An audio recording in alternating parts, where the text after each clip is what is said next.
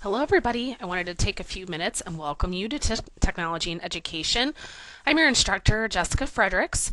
I know some of you are new to Canvas, so I thought I'd take a few minutes and give you a little tour of the course and let you know how everything's going to work. As you can see on my screen here, I'm in our Canvas course.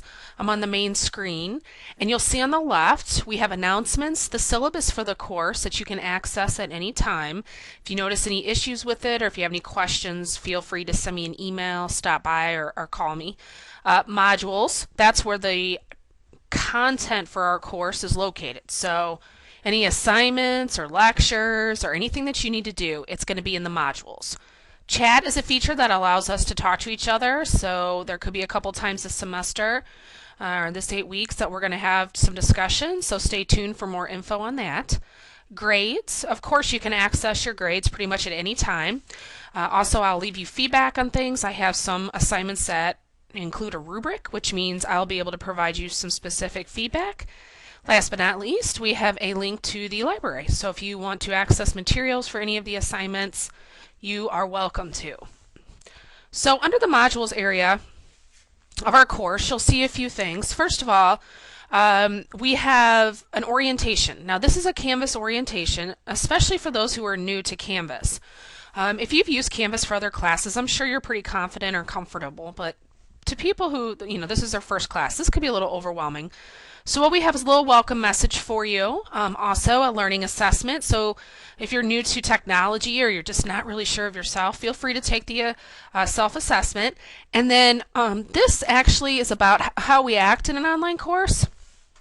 I don't know how many of you have heard of a term called netiquette, but this screen just includes some, tips on how to behave, I guess you would say it, in an online classroom. Just make sure that you would practice the same things that we would in a real face-to-face class. Everybody is entitled to their opinion. Let's kind of respect each other. Let's treat each other with respect. Let's make sure that when we're typing messages or posts that we do our best to refrain from any kind of negativity. So again, just some minor things to reflect upon. And then also, if you notice on the screen here, we have an orientation that I would like you to kind of go through pretty quickly when we start the course. It's just an overview about me and then also how to answer questions in discussion forums. Again, if you're totally new to technology or you just need a review, I have some helpful links that will just give you, some terminology and some words that you can use. And then also something I wanted to mention in this video is live text. Live text is something that you purchased either in the bookstore or you can also purchase it directly from the company Live Text. But this is a separate website that we're going to use in this class for one assignment called the electronic portfolio. So no matter what career you're going into, I know some of you are wanting to be teachers and some of you would like to go in other directions, and that's fine. But this class is actually designed for people who want to become a licensed K-12 or preschool through grade 12 teacher. And so one of the aspects of becoming a teacher is developing a portfolio where you upload documents like papers and certificates, things that you've earned, things that you've accomplished. And it's kind of like what you would use in a resume type interview situation.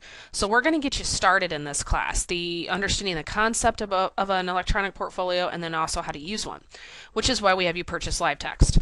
The bookstore is going to sell it for the 5-year license, which means whatever you paid in the bookstore will actually grant you access to this website for 5 years.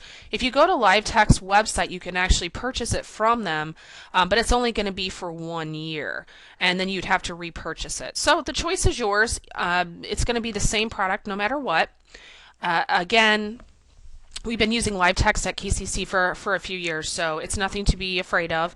If you're already using Live Text in child development classes, you do not need to purchase another version of Live Text. You're done. So you can just create a portfolio from your current license. So that's the good news. Okay, so I have some Live Text information that I would like you to look through, just kind of explaining what it's all about, hopefully answering a lot of your questions and letting you know that's nothing to be afraid of.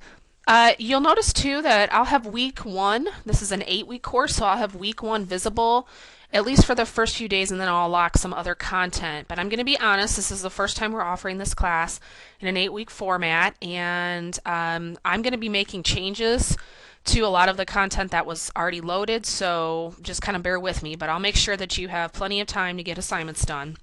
You'll also notice in this week one, there's a lot going on. I promise you this is the most busy week that you're going to have with assignments, but a lot of these are kind of small little assignments that we're going to build upon, so that's why I felt like it was okay.